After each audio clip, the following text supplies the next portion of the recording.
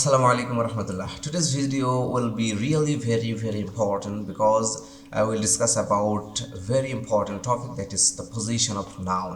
That is very important to understand for a student যে নাউনের পজিশনটা খুবই গুরুত্বপূর্ণ। যেমন আমরা মানুষ, আমরা যখন অ্যাজ এ স্টুডেন্ট যখন আমরা ক্লাস করি তখন কিন্তু আমরা স্টুডেন্ট, আবার যখন আমরা বাসায় যাই তখন কিন্তু আমরা কোনো পিতা বা কোনো মাতার কিন্তু সন্তান, আবার আবার তদ্রূপ কোনো বোন বা ভাইয়ের বোন বা ভাই, ঠিক আছে। এরকম একটা বিষয়, একই পার্সন কিন্তু পজিশন ভেদে বা অবস্থান ভেদে কিন্তু এক এক রকম হচ্ছে আমরা। দ্যাটস ওয়াই এটা মনে রাখতে হবে যে শব্দে মানে একটা বাক্যের ভিতরে, একটা ইংরেজি বাক্যের ভিতরে তো শব্দের অবস্থানটাও ঠিক এইভাবেই পরিবর্তন হয়। একটা পার্ট অফ স্পিচ সেটা ভার্ব, বাট পজিশনগত না কারণে সেটা কিন্তু নাউন হতে পারে। আবার একটা নাউন সেটা দেখা যাচ্ছে নাউন, সেটা কিন্তু সহজেই অ্যাডজেক্টিভ হয়ে যেতে পারে due to its position. So আমাদেরকে মনে রাখতে হবে পজিশনটা খুব ইম্পর্টেন্ট। গদ বাঁধা নিয়ম অনুসারে শুধু মুখস্থ করে গেলেই হবে না। English is something pretty. তুমি যদি এটাকে শুধুমাত্র মুখস্থ বিদ্যার উপরে রাখতে চাও তাহলে কিন্তু তোমার টোটালি আন্ডারস্ট্যান্ডিং লেভেলটা ভালো হবে না, বিকজ এটা জাস্ট পজিশনগত কারণেও অনেক বিষয় এখানে পরিবর্তন হতে পারে, অনেক পার্ট অফ স্পিচের এখানে পরিবর্তন হতে পারে। সো দেরি না করে let's get started to explain. তো বন্ধুরা, আমরা আজকে নাউনের পজিশন নিয়ে আলোচনা করবো, which is very important again I told. So তো তোমরা দেখতে পাচ্ছ যে এখানে আমি জাস্ট তিনটা পজিশনের বিষয় এখানে আমি উল্লেখ করেছি। নাউনের অনেকগুলো পজিশন রয়েছে, মোর দ্যান 9টা পজিশনের কথা। খুব বেশি গ্রামেটিক্যাল যারা রয়েছেন, গ্রামারবিদ যারা রয়েছেন, তারা 9টা পজিশনের কথা খুব বেশি বলে থাকেন।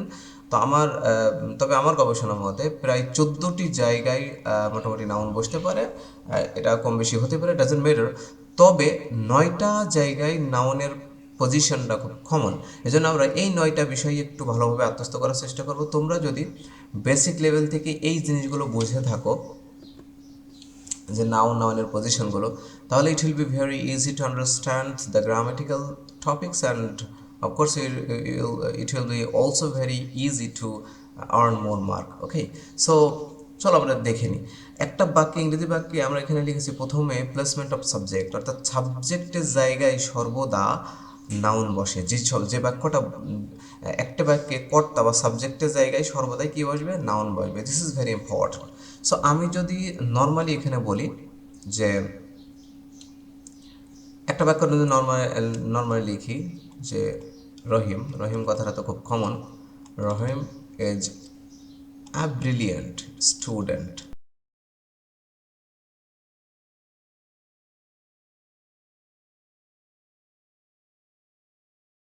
এখানে খেয়াল করো সাবজেক্টের জায়গায় এখানে আমি কাকে উল্লেখ করেছি? রহিমকে। তো অবভিয়াসলি তোমরা দেখতেই পাচ্ছ রহিম কিন্তু একটা নাউন, খুবই ইম্পর্ট্যান্ট একটা বিষয়। তো এখন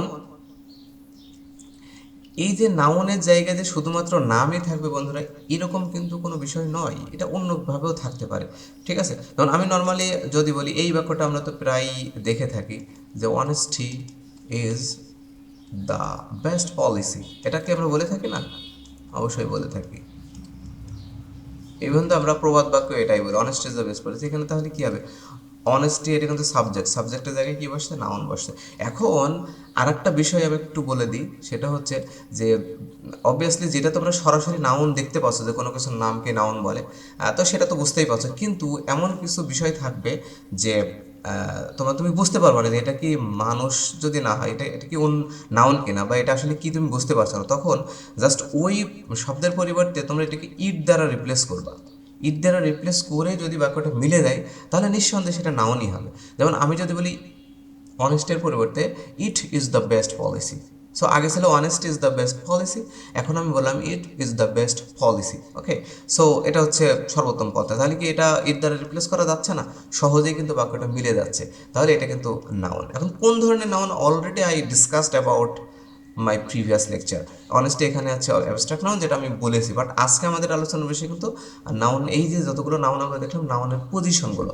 এখন আমি যদি এখানে তোমাকে প্রশ্ন করি, আচ্ছা আমি একটা বাক্য লিখি, walking is good for health. তাহলে বলো তো এখানে ওয়াকিংটা কি? তুমি কিন্তু চোখ বন্ধ করে বুঝতে পারবা যেটা যেহেতু সাবজেক্টের জায়গায় বসেছে, এটা হচ্ছে ভার্ব। ঠিক আছে, সো ভার্বের আগে বেসিক্যালি সাবজেক্টই বসে।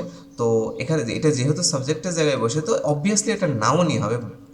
বাট তুমি কি সরাসরি আসলে বুঝতে পারছো যে ওয়াকিংটা কি আসলে নাউন, আসলে কি জিনিস?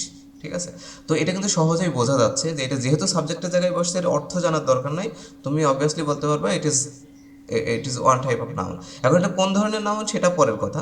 ঠিক আছে, তবে এটা যে নাউন এটা নিশ্চয়ই বুঝতে পারছো। আর ওয়াকিং এটা হচ্ছে যেহেতু সাবজেক্টের জায়গায় বসে, এই জন্য এটা নাউন হয়েছে। এখন এটার আরেকটা নাম রয়েছে যেটা আমরা পরবর্তী লেকচারগুলোতে ধারাবাহিকভাবে আলোচনা করব। নাউনের আরেক নাম হচ্ছে gerund. This is very important to memorise. Just কথাটা একটু মনে রাখলেই হবে, কারণ পরবর্তীতে জেরার্ড পার্টিসিপলের আরও বিস্তর ভিডিও থাকবে আমাদের।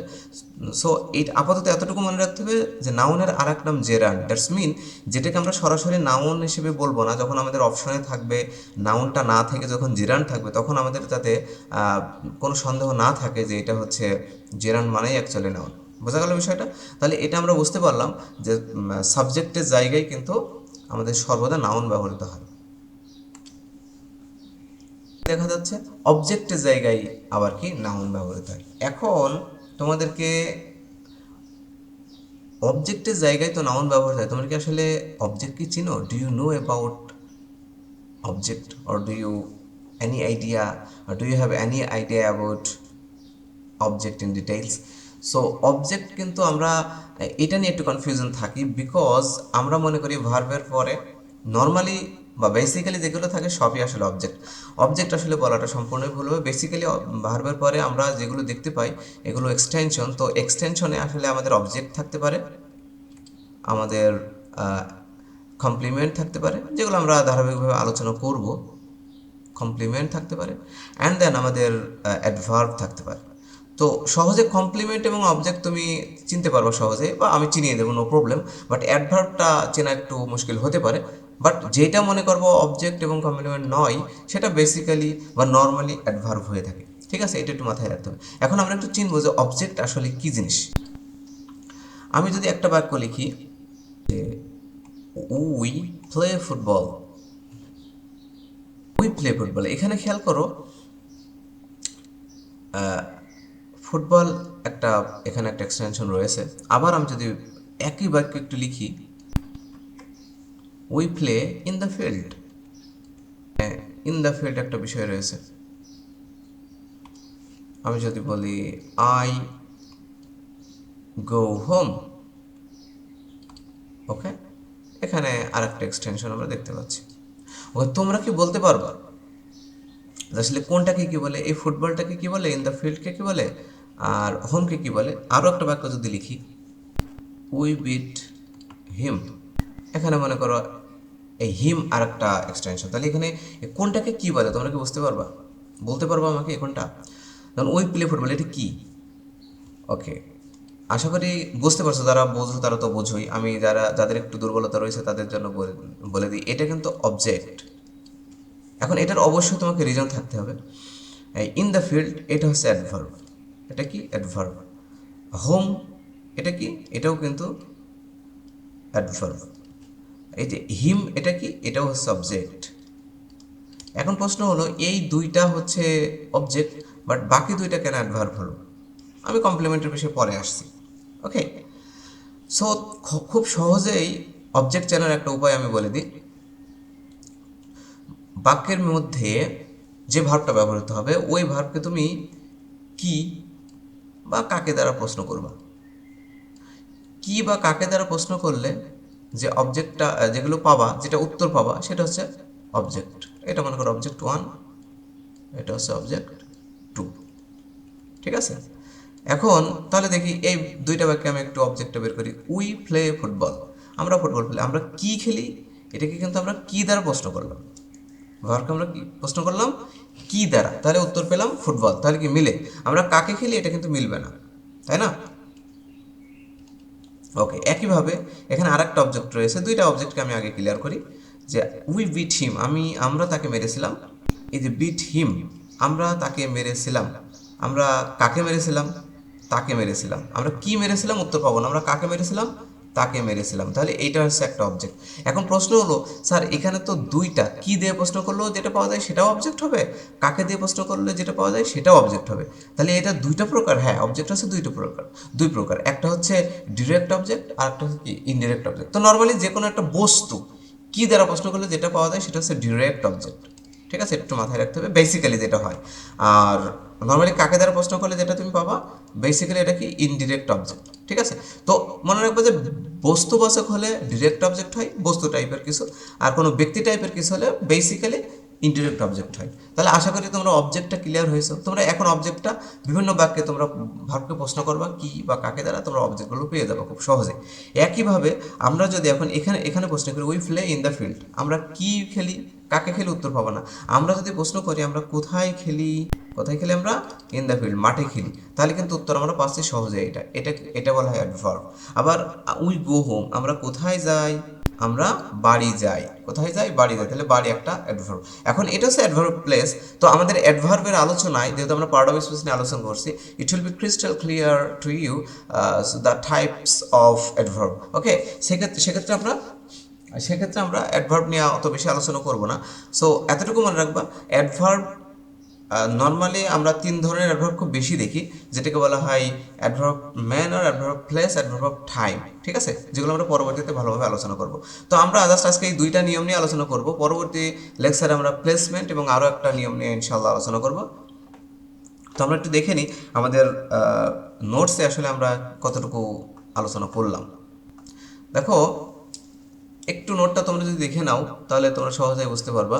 যেখানে দেখো আমরা দেখতে পাচ্ছি যে ইংরেজি বাক্যে যে নাউনের অবস্থান নিয়ে কিছু মতপার্থক্য রয়েছে, যেটা আমি বলেছি আগেই। তবে গ্রামারবিদগণ 9টি অবস্থানের কথা বিশেষভাবে উল্লেখ করেছেন। তবে সহজে বোঝার উদ্দেশ্যে কিছু নিয়ম একত্রিত করে এখানে উল্লেখ করা হয়েছে।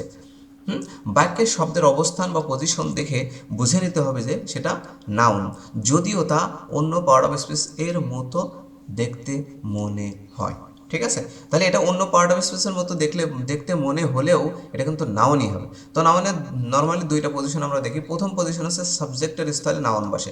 আমি খুব সহজেই এখানে সুন্দরভাবে নোটস করে দিয়েছি, তোমরা একটি স্ক্রিনশট দিয়ে নিতে পারো খুব সহজেই, তাহলে বুঝতে পারবা। তো দেখো এখানে বলছে যে একটি ইংরেজি বাক্যে সাবজেক্টের স্থলে একটি মাত্র শব্দ থাকলে সেটা কি হবে, নাউন হয়। যে একটি মাত্র শব্দ কেন আমি বললাম, আরও এক্সট্রা থাকতে পারে, ঠিক আছে, হ্যাঁ এক্সট্রা থাকতে পারে, যাই থাকুক, যদি একাধিক শব্দ থাকে সেটা হচ্ছে নাউন ফ্রেজ হবে। এটা নিয়ে আমরা পরে আরও কথা বলবো, ফ্রেজ ক্লজ নিয়েও আলোচনা আমাদের রয়েছে সামনে। ফর এক্সাম্পল দেখো, children play happily in the park. Okay, তো পার্কের মধ্যে বাচ্চারা কি সুন্দরভাবে মানে ভালোভাবে খুব খুশির সাথে খেলাধুলা করছে, তাহলে চিলড্রেন কিন্তু সাবজেক্ট। এখানে দেখো এখানে কিন্তু দুইটা বিষয় রয়েছে। আমি যদি এখানে পিলেকে কি দ্বারা প্রশ্ন করি, কি খেলে, এখানে উত্তর পাবো না। মানে কাকে খেলে প্রশ্ন উত্তর পাবো না, কোথায় খেলে তাহলে কিন্তু পাবো উত্তর পার্ক। পার্কটা কিন্তু ইন দ্য পার্ক, এটা কিন্তু অ্যাডভার্ব অফ প্লেস। আবার কিভাবে খেলে এটাও কিন্তু উত্তর পাবো হ্যাপিলি খেলে, এটাও কিন্তু অ্যাডভার্ব অফ ম্যানার বলা হয়। পরবর্তীতে আমরা দেখবো অ্যাডভার্ব নিয়ে। Okay, workers build roads for the city, মানে কি শ্রমিকরা মানে একটা শহর তৈরির জন্য কি তৈরি করছে, মানে একটা শহরের জন্য বা শহরে যাওয়ার জন্য একটা রোড তৈরি করছে। এখানে তুমি খেয়াল করতে পারো এই রোডটা কিন্তু অবশ্যই একটা অবজেক্ট। কেন, আমরা যদি বলি যে ওয়ার্কার কি তৈরি করছে বা কি তৈরি করে, রোডস তৈরি করে, রাস্তাগুলো তৈরি করে, ঠিক আছে, এই জন্য এটা হচ্ছে অবজেক্ট হবে। যাই হোক, অবজেক্ট আসলে এটাও কিন্তু নাউন হবে। সো ওয়ার্কার্স এটা হচ্ছে আমাদের নাউন। দ্য ডগ, দেখো এটা কিন্তু দুইটা শব্দ, ঠিক আছে। আমি কিন্তু প্রথমে বলেছিলাম একটি শব্দ থাকলে নাউন হয়, আর দুইটা শব্দ হলে নাউন ফ্রেজ। তাহলে দ্য ডগ, এই ডগটা কিন্তু এখানে নাউন, আর আগেরটা অবশ্যই অ্যাডজেক্টিভ হবে, পরবর্তীতে আমরা দেখব। তো the dog runs in the garden, ঠিক আছে, এই কোথায় দৌড়ায়, বাগানে দৌড়ায়। দ্য কার মুভস ফাস্ট, দেখো দা কার এটা কিন্তু নাউন ফ্রেজ, বাট শুধু কার এটা হচ্ছে নাউন। দ্য টিচার্স, শুধুমাত্র টিচার্স হচ্ছে শিক্ষকগণ, গাইড স্টুডেন্টস, এই যে কাকে গাইড দেয়, স্টুডেন্টদেরকে গাইড দেয়, এটাও কিন্তু অবজেক্ট, তার মানে এটাও নাউন। এভরিডে, প্রতিদিন, কখন দেয়, প্রতিদিন দেয়, এটা সেট ভার্ব। ওকে, সো আমরা আশা করি বুঝতে পারলাম যে এটা হচ্ছে সাবজেক্টের স্থলে নাউন বসে। দেখো কিছু এক্সট্রা ইনফরমেশন আমি দিয়ে রেখেছি যেটা তোমাদের জন্য খুবই সহজ হবে, খুবই ইম্পর্ট্যান্ট। সেটা হচ্ছে যে কোনো ইংরেজি বাক্যের শুরুতে যদি ভার্ব বসে, তবে ভার্ব এর সাথে অবশ্যই আইএনজি যোগ হয় এবং সেটি নাউনের মতো কাজ করলে তাকে জেরান বলা হয়। দেখো যেটা কিন্তু আমি অলরেডি বলে দিয়েছি তোমাদেরকে, নাউনের আরেক নাম হচ্ছে জেরান। তবে নর্মালি দেখো ওয়াক মানে হাঁটা, আমি তোমাদেরকে উদাহরণও দিয়েছিলাম, ওয়ার্ক মানে হাঁটা, তো ওয়ার্ক যদি সামনে বসে তাহলে সেটা ওয়াক থাকে না, ওয়াকিং হয়ে যায়, তখন সেটা নাউনের মতো কাজ করলে জেরান্ট হয়। নাউনের মতো কাজ করা মানে কি, এটা আমি বলবো, কারণ হচ্ছে এটা নাউনের মতো কাজও করতে পারে, অ্যাডজেক্টিভের মতো কাজও করতে পারে। তো সেটাও আমি এখানে উল্লেখ করে দিয়েছি যে কোনো ইংরেজি বাক্যের শুরুতে যদি ভার্ব বসে তবে ভার্বের সাথে আইএনজি সর্বদা যোগ হয় এবং সেটি অ্যাডজেক্টিভের মতো কাজ করলে তাকে পার্টিসিপল বলা হয়। ঠিক আছে, এটা খুব ইম্পর্টেন্ট। পরবর্তীতে আমরা জেরান পার্টিসিপলের আলোচনা, it will be clear to you. So উদাহরণ দেখবি, walking is good exercise. Walking হচ্ছে নাউন বা এটাকে আমরা জেরান বলবো বা এটাই কিন্তু নাউন। আবার রিডিং ইজ সো